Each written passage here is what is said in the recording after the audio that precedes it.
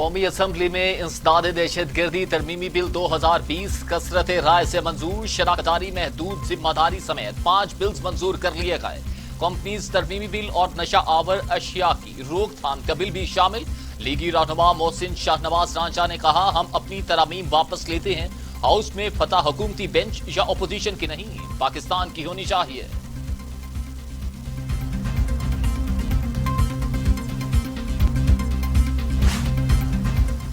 قومی اسمبلی میں NAB office کے باہر ہنگامہ آرائی کی باز گشت، خواجہ آصف کا رانا تنویر کے خلاف مقدمہ پر احتجاج۔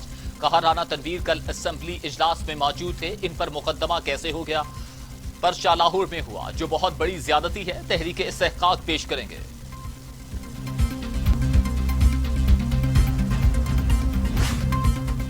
شاہ محمود قریشی کہتے ہیں، مریم نواز کی پیشی پر ڈرامہ سٹیج کیا گیا۔ لوگ جاننا چاہتے ہیں گاڑیوں میں پتھر کہاں سے آئے۔ واقعہ پر بحث ہو سکتی ہے، لیکن ہاؤس کا ماحول خراب نہیں کرنا چاہتے۔ وزیر خارجہ کا قومی اسمبلی میں اظہار خیال۔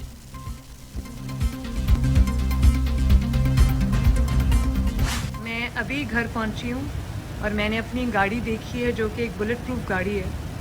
میری نہیں، میاں صاحب کی گاڑی ہے، اور آپ یہ دیکھیں کہ اس کا حال کیا ہوا ہے۔ ہر طرف سے، ہر جانب سے پتھروں سے، اینٹوں سے میری گاڑی پر اٹیک کیا گیا ہے۔ اور آپ یہ دیکھیں، یہ میں پیچھے سے شروع کر رہی ہوں۔ یہ دیکھیں، یہ دیکھیں، یہ دیکھیں جہاں میں بیٹھی تھی، یہ اور یہ سب، یہ دیکھیں، یہ مریم نواز کہتی ہیں، بلٹ پروف گاڑی ان کی نہیں، نواز شریف کی ہے، جسے بہت نقصان پہنچا۔ بلٹ پروف گاڑی کو ہر طرف سے پتھروں اینٹوں سے حملہ کیا گیا۔ کیا کوئی پتھر بلٹ پروف گاڑی کا شیشہ توڑ سکتا ہے؟ مریم نواز کا ٹویٹ میں سوال۔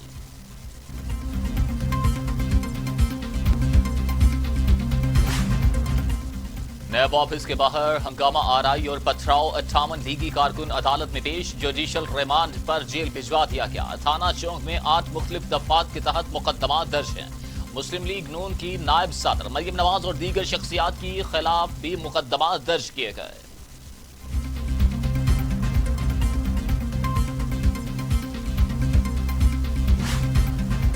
مسلم لیگ نون کے صدر شہباز شریف کہتے ہیں، کارکنوں کی رہائی تک چین سے نہیں بیٹھیں گے۔ سیاسی کارکنان کے ساتھ خطرناک مجرموں جیسا سلوک افسوسناک ہے۔ تشدد کا نشانہ بنا کر ہتھکڑیاں لگانا حکمرانوں کی انتقامی سوچ کا ثبوت ہے۔ موجودہ حکومت سیاست کو ذاتی انتقام میں بدل رہی ہے۔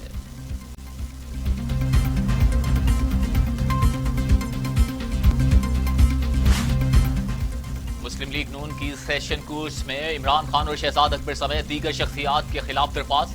مریم نواز کی پیشی کے دوران قاتلانہ حملہ کیا گیا۔ سرکاری مشینری کا بے دریغ استعمال ہوا۔ حملہ کرنے اور احکامات جاری کرنے والوں کے خلاف مقدمات درج کیے جائے۔ کیپٹن ریٹائرڈ صفدر کا درخواست میں موقف۔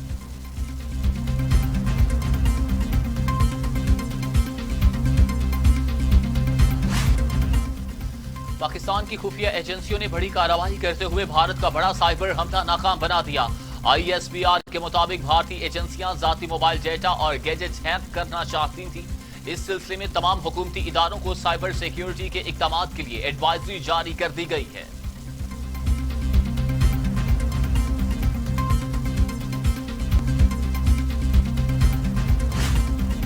کراچی کی حالت زار پر سپریم کورٹ میں سماعت۔ Chief justice supreme court justice Gulzar Ahmed کہتے ہیں، سندھ حکومت کی ناکامی کے نتائج بہت خطرناک ہوں گے۔ پورا کراچی اب گوٹھ بن چکا ہے۔ شہر میں گٹر کا پانی بھرا ہے، مچھر مکھیوں کی بھرمار ہے۔ سندھ حکومت لوگوں کو اس حال میں دیکھ کر انجوائے کر رہی ہے۔ عدالت کا تمام نالوں کی صفائی این ڈی ایم کو دینے کا حکم۔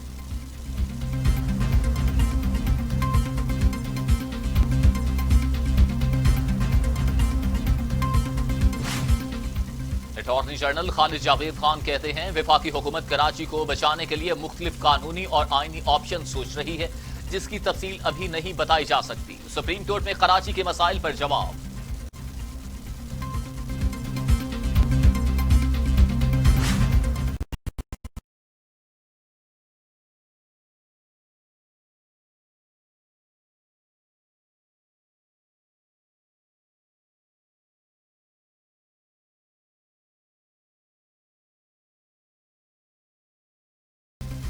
وزیر اعلیٰ پنجاب نیب آفس پیش، عثمان بزدار سے 1.5 گھنٹے تک تحقیقات شراب لائسنس اجرا کے حوالے سے سوالات پوچھے گئے۔ وزیر اعلیٰ پنجاب بغیر پروٹوکول نیب دفتر پہنچے، بزدار مشیروں اور پارٹی رہنماؤں کو بھی نیب آفس نہ آنے کی ہدایت کر رکھی تھی۔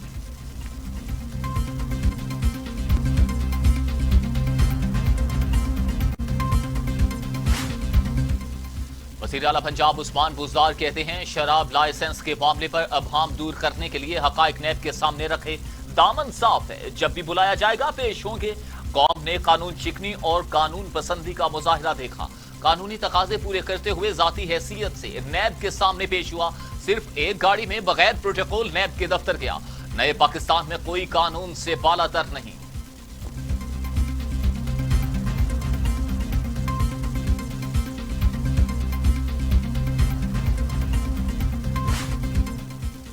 فیاض الحسن چوہان کہتے ہیں عثمان بزدار کی بغیر پروٹوکول نیب پیشی آئین کی پاسداری کی اعلیٰ مثال ہے۔ عثمان بزدار کی پیشی میں شرپسند بددیانت سیاسی مخالفین کے لیے نہایت عمدہ سبق ہے۔ نون لیگ کے مفت میں آنے والے کارکن دوسروں میں پیسے بانٹنے پر اپنے ایم پی ایز کے گلے پڑے ہوئے ہیں۔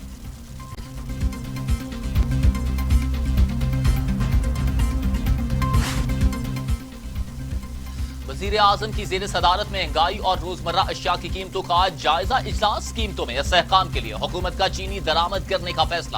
وزیر اطلاعات شبلی فراز کہتے ہیں امپورٹ کا مقصد قیمتوں کو نیچے لانا ہے، ہم چاہتے ہیں چینی کی قیمت کم سے کم 20 روپے نیچے آئے، ذخیرہ اندوزی کرنے والے مافیاز کی کمر توڑ کر عوام کو سستی اشیاء پہنچائیں گے۔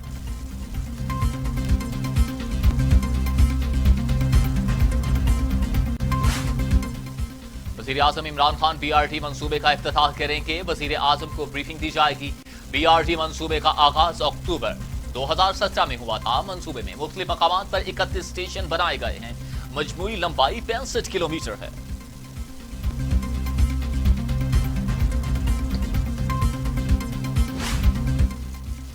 مشیر خزانہ عبدالحفیظ شیخ کہتے ہیں حکومت نے کامیاب جوان پروگرام میں قرضوں کی حد کو 50 لاکھ سے بڑھا کر 2.5 کروڑ روپے کر دیا ہے۔ کامیاب جوان پروگرام میں قرضے دیے جا رہے ہیں، اس کے لیے ہر ممکن فنڈز کی فراہمی یقینی بنا رہے ہیں۔ عام آدمی وزیر اعظم کی پالیسیز کا محور ہے، پروگرام کے لیے جتنا بھی پیسہ چاہیے ہوگا ہم دیں گے۔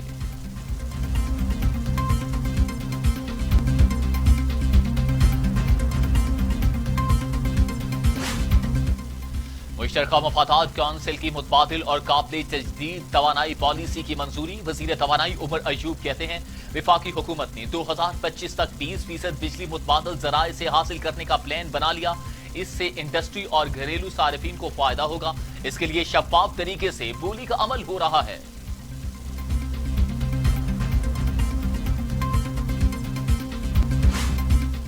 وزیر اعظم عمران خان نے چھوٹے اور درمیانے درجہ کے کاروبار کے فروغ کے لیے کمیٹی تشکیل دے دی، جس کے سربراہ وزیر صنعت حماد اظہر ہوں گے۔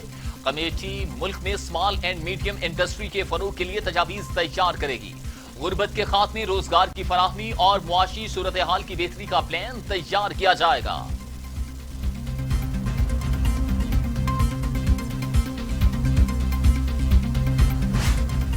الیکشن کمیشن آف پاکستان کی جانب سے صوبہ پنجاب میں بلدیاتی انتخابات کے انعقاد کے لیے حلقہ بندیوں کا عمل تیزی سے جاری ہے۔ صوبہ پنجاب کے 36 اضلاع میں حلقہ بندی کمیٹیوں نے 50% کام مکمل کر لیا۔ Punjab village and panchayat act اور نیبرہڈ کونسل ایکٹ کے تحت 25,240 بلدیاتی حلقہ بندیاں کی جا رہی ہیں۔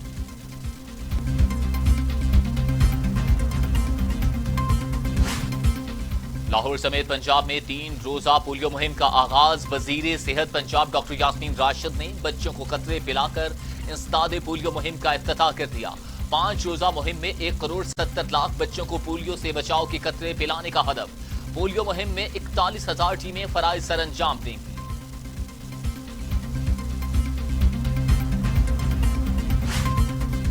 سابق صدر زرداری نے توشاخانہ ریفرنس میں ویڈیو لنک کے ذریعے حاضری کے لیے احتساب عدالت سے رجوع کر لیا۔ ڈاکٹرز نے سفر سے منع کیا ہے، اس لیے عدالتی حکم کے تحت 17 اگست کو عدالت پیش نہیں ہو سکتا، درخواست میں موقف۔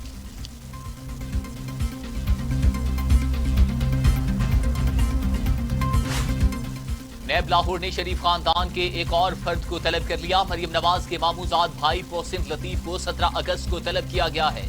محسن لطیف کو اوقاف کی زمین دینے کے کیس میں طلبی کے نوٹس بھیجے گئے تھے۔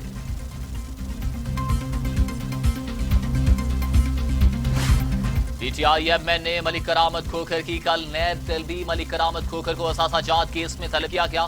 نیب نے کرامت کھوکھر سے جائیداد کا ریکارڈ بھی طلب کیا ہے۔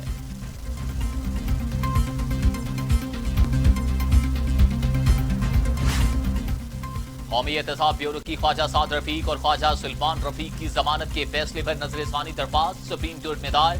رولز کے تحت نیب مقدمات کی 3 رکنی بینچ سماعت کر سکتا ہے۔ درخواست میں موقف۔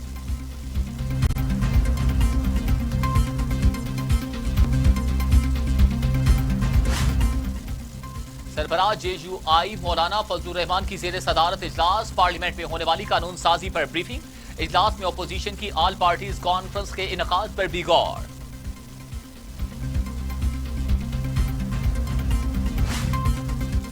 پاکستان میں کورونا سے مزید 17 مریضوں کا انتقال۔ تعداد 6129 ہو گئی۔ 730 افراد میں وائرس کی تشخیص۔ مریض 2,85,921 ہو گئے۔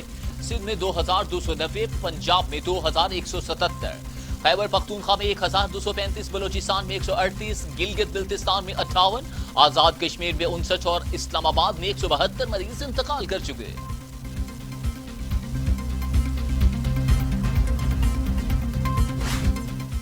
دنیا بھر میں کورونا کے 2 کروڑ 6 لاکھ مریض، 7,46,000 ہلاکتیں۔ امریکہ میں 1,67,450، برازیل میں 1,03,000، میکسیکو میں 54,000، روس میں 15,131، بھارت میں 46,197، ترکی میں 5,873، ایران میں 18,800، افغانستان میں 1,345 اور سعودی عرب میں 3,233 اموات۔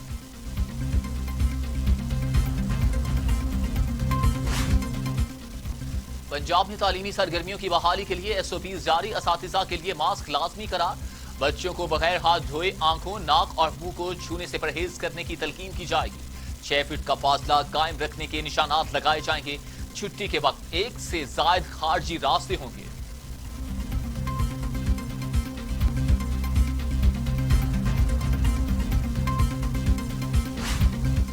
لاک ڈاؤن میں نرمی کے بعد حالات معمول پر آنا شروع۔ لاہور، راولپنڈی اور اسلام آباد میٹرو بس سروس 5 ماہ بعد بحال۔ میٹرو بس میں 38 مسافر سوار ہو سکیں گے۔ کھڑے ہو کر سفر پر پابندی ہوگی۔ ملک بھر میں جشن آزادی کی تیاریاں زور و شور سے جاری۔ جھنڈیاں، بیج خریدنے کے لیے بچوں کا سٹالز پر رش۔ گھروں پر سبز ہلالی پرچم بھی لہرا دیے گئے۔ مقبوضہ کشمیر میں بھارت کے مظالم نہ رک سکے۔ ضلع پلوامہ میں ایک اور کشمیری نوجوان شہید۔ 2 روز میں شہادتوں کی تعداد 4 ہو گئی۔ کشمیری پابندیاں توڑتے ہوئے گھروں سے باہر نکل آئے، آزادی کے نعرے۔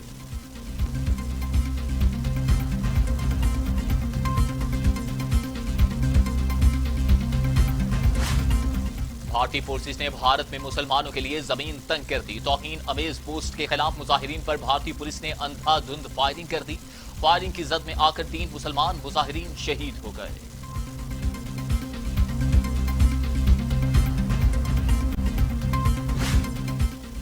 طالبان کا جلد بین الاقوامی مذاکرات شروع کرنے کا ارادہ۔ پاکستان سے پہلے کی طرح ان مذاکرات کی حمایت کا اظہار۔ ترجمان افغان طالبان کہتے ہیں مذاکرات کے آئندہ دور پاکستان سمیت کسی بھی ملک میں ہو سکتا ہے۔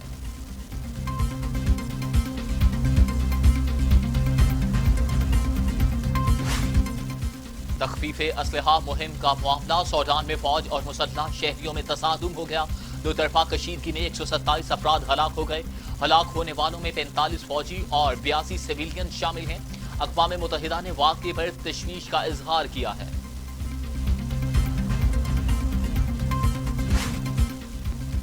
کرکٹر محمد حفیظ ایک بار پھر مشکل میں پھنس گئے۔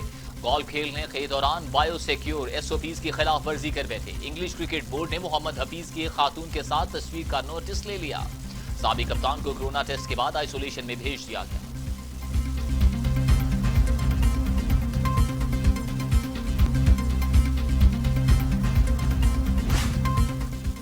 مانچسٹر ٹیسٹ میں شکست پر جاوید میاں دار برہم، کہتے ہیں نہ تجربہ کاری سے جیتنا، میچ ہرا دیا ہے۔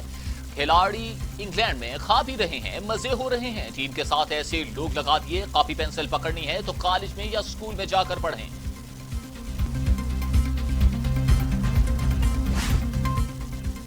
رمیز راجہ کا کہنا ہے قومی ٹیم کے کوچنگ سٹاف کو فعال ہونے کی ضرورت ہے، کپتان اظہر علی فارم میں نہیں، مانچسٹر ٹیسٹ میں بالرز نے باؤنسر کی کوشش ہی نہیں کی، حکمت عملی پر نظر ثانی کی ضرورت ہے۔